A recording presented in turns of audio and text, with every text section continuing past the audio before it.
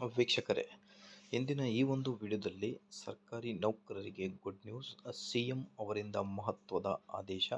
ಹಳೆ ಪಿಂಚಣಿ ಯೋಜನೆಗೆ ಸರ್ಕಾರಿ ನೌಕರರಿಗೆ ಷರತ್ತುಗಳು ಅನ್ವಯ.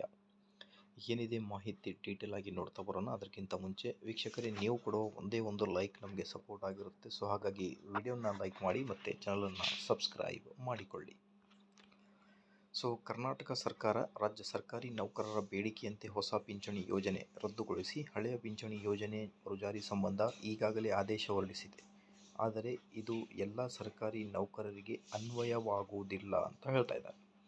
ಸೊ 1/4/2006 ಪೂರ್ವದಲ್ಲಿ ನೇಮಕಾತಿ ಅಧಿಸೂಚನೆಗಳ ಮೂಲಕ ಆಯ್ಕೆ ಹೊಂದಿ ಆ ದಿನಾಂಕದಂದು ಅಥವಾ ನಂತರದಲ್ಲಿ ರಾಜ್ಯ ಸರ್ಕಾರದ ಸೇವೆಗೆ ಸೇರಿದ ನೌಕರರನ್ನು ಹಳೆಯ ಡಿಫಾಲ್ಟ್ ಪಿಂಚಣಿ ಯೋಜನೆಗೆ ಒಳಪಡಿಸಲಾಗುತ್ತದೆ.